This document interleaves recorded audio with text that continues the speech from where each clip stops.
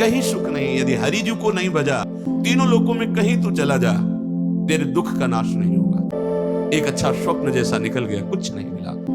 जब गौतम ऋषि ये जानते हैं तो शाप दे देते हैं।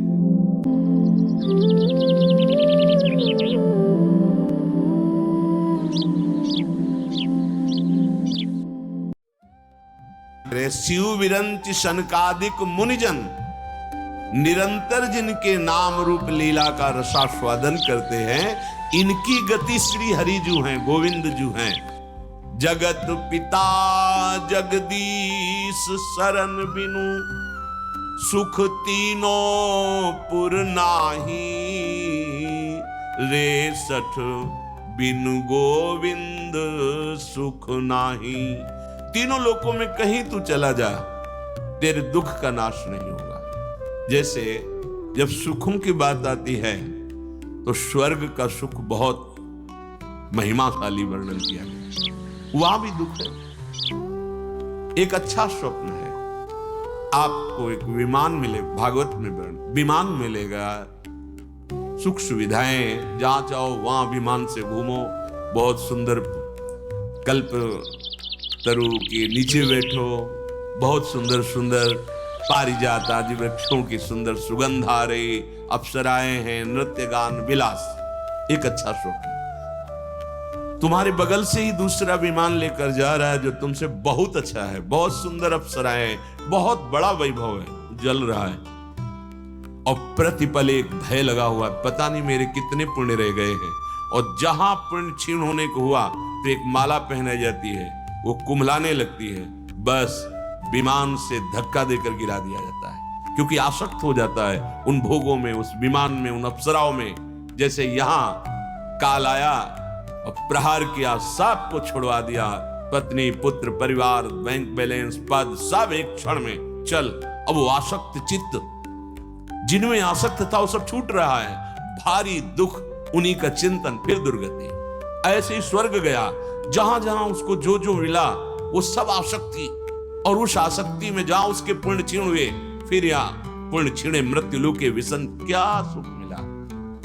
एक अच्छा स्वप्न जैसा निकल गया, कुछ नहीं मिला। इसलिए जितने भी लोग हैं, इनमें कहीं भी तुम्हें जो सुख खोज रहे हो वो नहीं मिलेगा। सृष्टि में सबसे बड़ा काम सुख रखा गया है। काम सुख को अच्छा खाने को मिले, पहनने को मिले, मकान मिले, पद मिले, सुविधाएं मिले, यही काम, कामना, हर इंद्री में कामना है, इसी सुख को रखा गया है। अगर कामना काम में सुख होता तो देवराज इंद्र के जैसा कौन सुखी हो जाता। समस्त अप्सराओं के स्वामी, समस्त वैभव, देवता जिनकी आज्ञा में है, अग्निदेव, वायुदेव, बड़े बड़े लोकपाल जिनकी आज्ञा उनको, लेकिन वो भी सुख किससे बहुत दुखी हैं कि हमें सुख मिले। तुम दुखी हो जिन सुखों के लिए, उसी सुख के लिए बहुत हमें ग्लानि होती है जब वो विषय चिंतन करते हैं कि एक महात्मा मुनि अपने संयम से चल रहा है, उसके यहां देवराज इंद्र उसी मुनि का रूप रख करके जाते हैं और भ्रष्ट आचरण करते हैं। और जब गौतम ऋषि ये जानते हैं तो शाप दे देते हैं पत्नी को भी, जा पाषाण हो जा अहिल्या जी, और उनको 1 सहस्त्र योनि तेरे शरीर पर प्रकट हो जाए। देवराज इंद्र को तुझे बहुत प्रिय लगी, 1000 योनि हो। जब चरणों में गिरे, बार बार क्षमा याचना की, तो कहा जब भगवान राम रूप में अवतरित होंगे और तुम दर्शन की इच्छा करोगे तो यही तुम्हारे शास्त्र नेत्र बन जाएंगे।